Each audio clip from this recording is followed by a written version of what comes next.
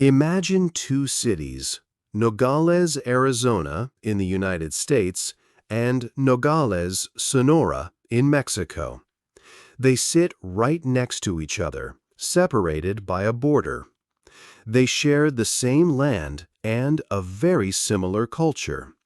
But the lives of the people in each city are very different. In Nogales, Arizona, people earn much more money, about 7 times higher. Most adults finish high school, and health care is good. People live longer. The government generally works for its people. Residents feel safe, and their businesses and homes are secure. Across the border, in Nogales, Sonora, life is harder. There is much more crime. Many adults do not finish high school, and health care is poor, leading to high infant deaths. Starting a business is risky. People often need to pay corrupt officials to operate. These two parts of one city are drastically different. Why? This question helps us understand a bigger puzzle. Why are countries in North America generally richer than those in Latin America? This was not always the case. For much of history, Latin America was very valuable. North America had fewer people. Big native societies lived in Latin America. Later, countries like Argentina and Venezuela were expected to become global powers. For example, in the 1950s, Venezuela was one of the richest countries. It had the world's largest oil reserves. Its economy grew quickly. But today, Venezuela faces a terrible economic crisis. Millions have left the country, and its money is almost worthless. Many Latin American countries have failed to reach their full economic potential. The differences are not about geography or culture. So, why is Nogales, Arizona better off than Nogales, Sonora? And why is North America richer than Latin America? 2. The first Spanish ships. Around the year 1516, Spanish ships arrived in South America. An explorer named Juan Díaz de Solís sailed into a wide river mouth. He saw local people with silver, which made him hopeful. He named the river Rio de la Plata, meaning River of Silver. However, the local tribes, the Charruas and Querandi, were fierce and independent. They fought against the newcomers, and de Solís was killed soon after his arrival. Spain still greatly desired the riches of this new land. So, in 1534, another group of Spanish explorers came. Led by Pedro de Mendoza, they started a settlement called Buenos Aires. The name means good airs, and the climate was pleasant and suitable for Europeans. However, the Spanish did not come to build new homes or simply enjoy the weather. Their main goal was clear. They wanted gold, silver, and a large population of people to work for them. The Charruas and Querandi tribes living near Buenos Aires were nomads. They moved from place to place, hunting and gathering food. They were not organized into large, settled communities. They strongly refused to work for the Spanish or trade with them. Without native labor or easy access to resources, the Spanish settlers soon suffered from hunger, as they had not planned to grow their own food. The land did not offer the silver they hoped for, nor a settled population to exploit. Because of these challenges, the first settlement in Buenos Aires failed, and the Spanish abandoned it. But the Spanish did not give up on their search for wealth. They sent groups to explore further inland. One group, led by Juan de Ayolas, traveled up the Parana River. They were still looking for the source of the silver they had heard about. Along the river, they found the Guarani people. These people were very different from the nomadic tribes. The Guarani lived in settled villages, farmed the land, and had a well-organized society with existing leaders and systems for managing resources. Ayolas quickly understood that this was the opportunity the Spanish needed. They attacked and conquered the Guarani people.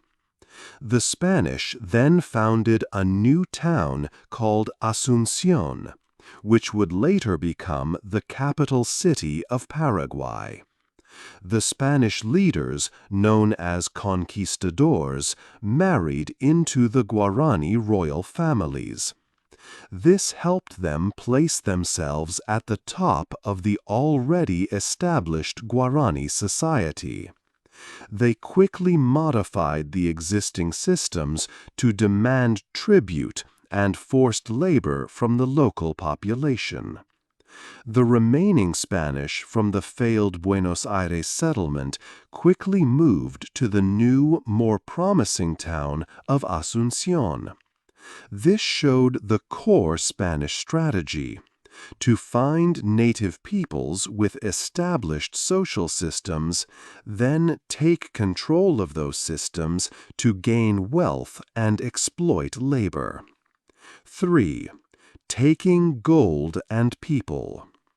The Spanish learned a key way to conquer new lands in the Americas. They looked for places where many native people lived and already had strong leaders. These societies, like the Aztecs and Incas, often had rich resources and organized structures. The Spanish found it easier to take over these lands because they could simply replace the native leaders. Then, they could use the existing systems of control to demand tribute and labor from the people. This strategy meant the most advanced and populated native societies became the easiest to exploit. One famous example was Hernán Cortés. In 1519, he came to the powerful Aztec Empire in modern-day Mexico. The Aztec Emperor, Montezuma, welcomed Cortés into his grand capital city, Tenochtitlan. But Cortés quickly betrayed this trust. He captured Montezuma and used him as a hostage. The Spanish then took all the Aztec treasures, melting down priceless gold and silver artifacts into bars to ship back to Spain. By 1521, the mighty Aztec Empire had fallen completely to the Spanish. After this important victory, Cortés set up a new system called encomienda. Through this system, the Spanish king gave conquistadors control over a specific number of native people. These people were then forced to provide labor and give resources, or tributes, to the conquistador. The encomienda system became the main way the Spanish ruled and exploited the native populations. It essentially gave Spanish soldiers and settlers free workers. A decade later, Francisco Pizarro used a similar but even more brutal method in South America. In 1532, Pizarro and his men prepared a trap for the Inca emperor Atahualpa. They attacked the Inca army, killing about 2,000 soldiers with great speed, and captured Atahualpa. The Spanish then tortured the emperor and his leaders, demanding that huge rooms be filled with gold and silver. They took these riches, but still killed Atahualpa and other Inca elites, even burning some alive. After the Inca Empire was conquered, Pizarro also used the encomienda system. Each conquistador received control over Inca people, taking the place of the old Inca leaders. The encomienda system had a very clear goal: to make the Spanish incredibly rich.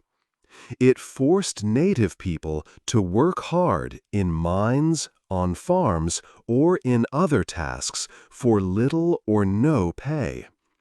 The system was designed to keep the native people's living standards just above survival. This way, all extra goods and wealth they produced could be taken by the conquistadors and sent to Spain. One by one, these advanced native empires were broken, their people enslaved, and their vast resources drained. This system created immense wealth for the conquistadors and Spain, but it ensured the local populations remained poor and without power. 4. A mountain of silver. After the Spanish conquered the Inca Empire, they made an astonishing discovery. In 1545, Diego Gualpa found a massive mountain of silver in what is now Bolivia. This mountain, known as Potosi, contained so much silver that it produced 80% of the world's silver for 200 years. It was the richest silver deposit in human history. A city quickly grew at the base of this mountain, also named Potosi. Its population exploded to 160,000 people. This made Potosi one of the largest cities globally, even bigger than European cities like Venice or Lisbon at that time. To get all this precious silver, the Spanish needed a vast workforce. Spain sent Francisco de Toledo, a high-ranking official, to solve this problem. After 5 years of planning, Toledo created a new system called the mita. First, he moved many indigenous people from the former Inca Empire into new towns called reducciones. From these towns, Toledo changed an existing Inca system. The Inca mita had been for public works, but Toledo's version was much harsher. Under this new mita system, 1 out of every 7 adult men from local villages was forced to work in the Potosi silver mines. Millions of indigenous people were forced into these mines over time. The work was extremely hard and dangerous, leading to the deaths of hundreds of thousands. Potosi became incredibly rich from the silver. It was likely wealthier than Madrid, the capital of Spain itself. However, this great wealth did not benefit the local population. Instead, it went to the Spanish conquistadors and back to Spain.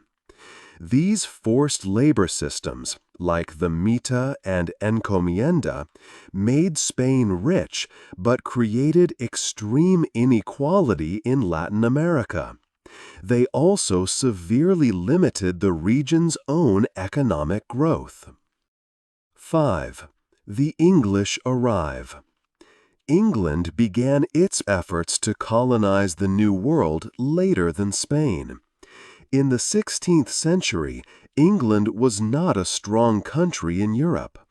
This meant they could not easily start colonies. But in 1588, England defeated the Spanish Navy. This showed that England was now a strong power on the seas.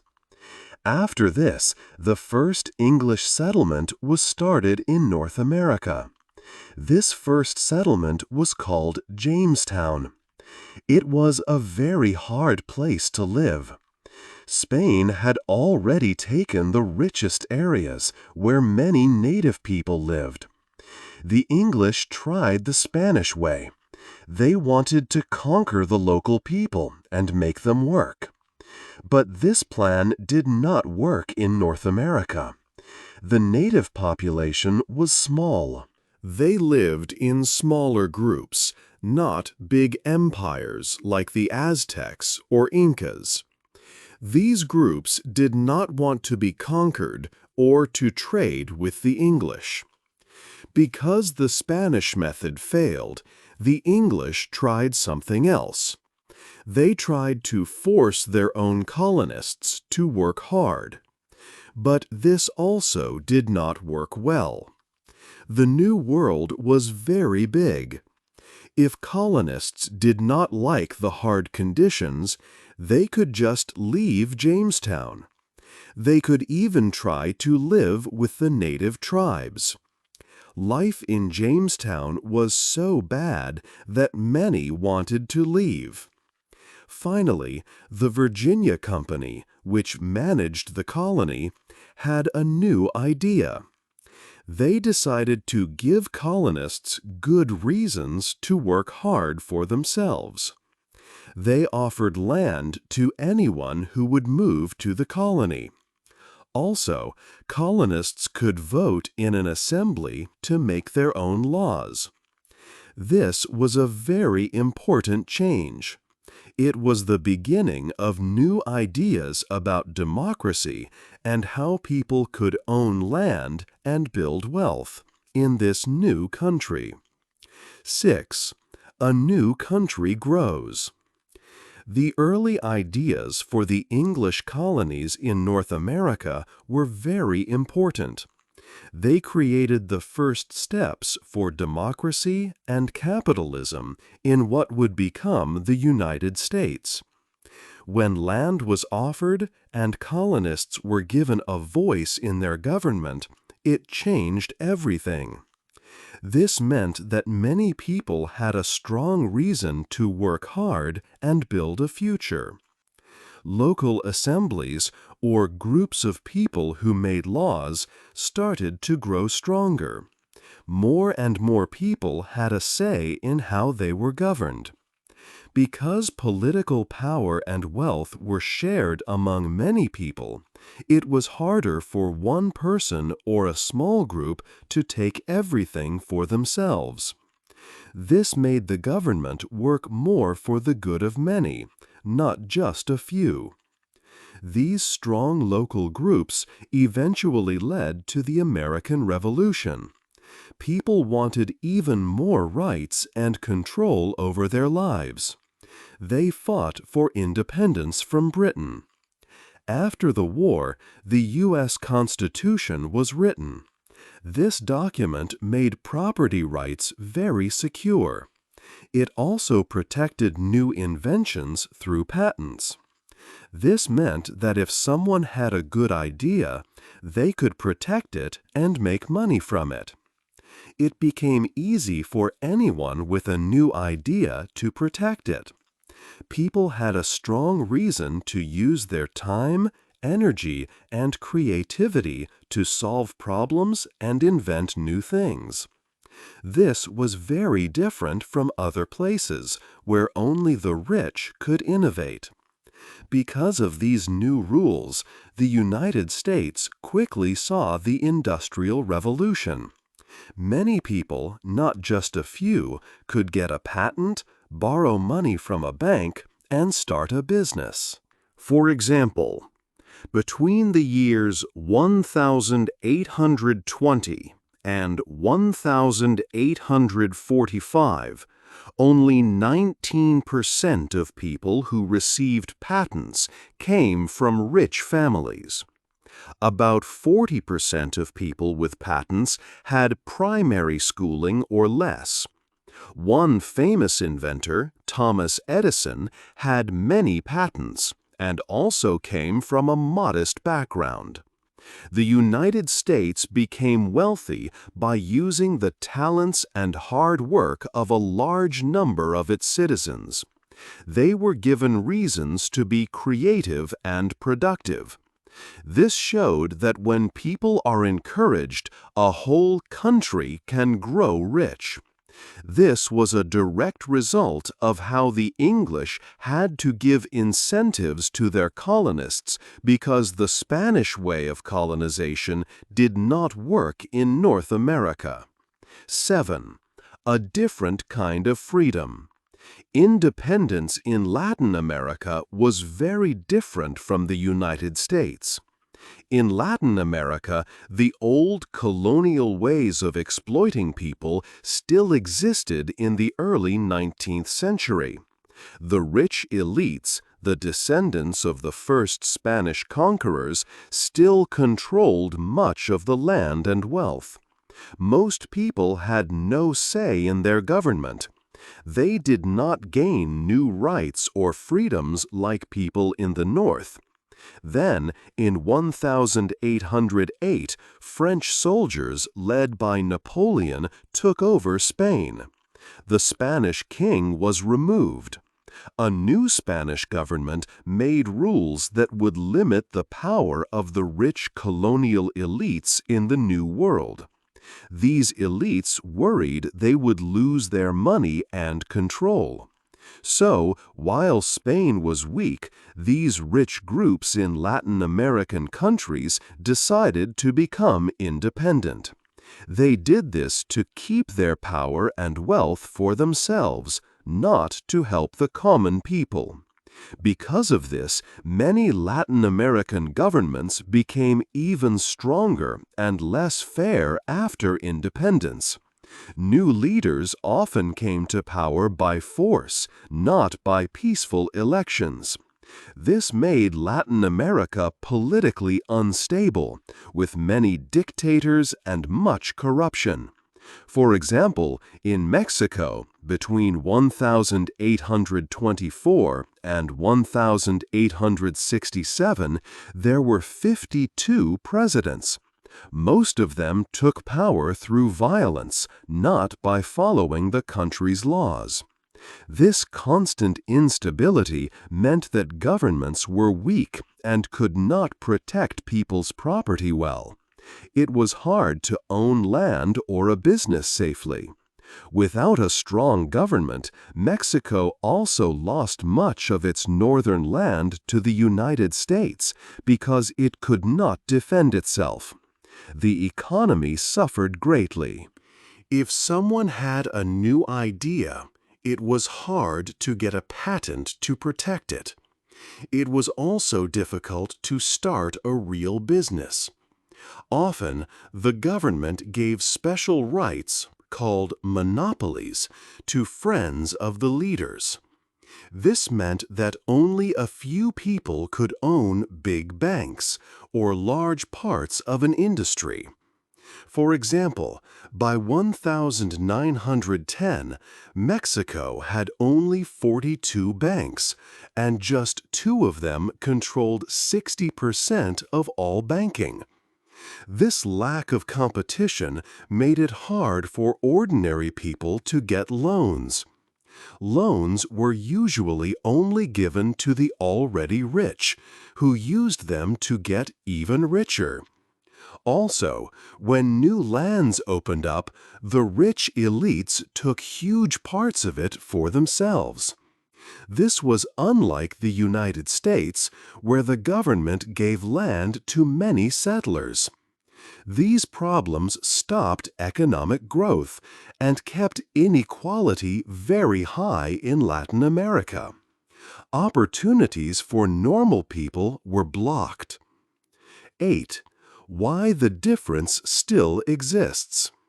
The big differences we see, for example, between Nogales, Arizona and Nogales, Sonora, come from the rules that shape a country. These rules are called institutions. They decide how governments work and how people can make a living. In the United States, the institutions give opportunities to many. In Nogales, Arizona, people can start businesses and own homes. They know that the government will protect their property and their money. People's votes are important, which means leaders must listen to the citizens. If a politician tries to make unfair rules or only helps a few, the people can vote for someone new. This creates a fair system that encourages hard work and new ideas from everyone. It allows many people to use their talents, which helps the whole country grow wealthy. This foundation was built over a long time, giving people more and more rights. But in Latin America, like in Nogales, Sonora, the institutions often benefit only a small group of powerful people. This is because of their history, going back to colonial times. During that time, rules were made to extract wealth and keep power with a few. Even after these countries became independent, the rich elites often kept their control. Governments often were not stable, and many leaders ruled by force. This led to corruption and insecure property rights for ordinary citizens. For regular people, it is still very hard to start a business or invest their money. Banks might only lend to the already rich, and large companies, sometimes tied to powerful families, control too much of the market. These problems prevent most people from getting ahead and make it harder for the country to truly prosper. So, the clear difference between places like Nogales, Arizona, and Nogales, Sonora, is not about their culture or their location. It is about the different rules that guide people's lives in each country. These historical rules still decide who has opportunities and who does not, creating very different outcomes on the ground. What changes do you think are most important for countries to create fair chances for all their people? Hey there! Just a second before you go. If you learned something new today, please give this video a like, write your thoughts in the comments, and subscribe to the channel. It only takes a second, and it really, really helps to create even better English videos for you. Your support means the world. Thank you.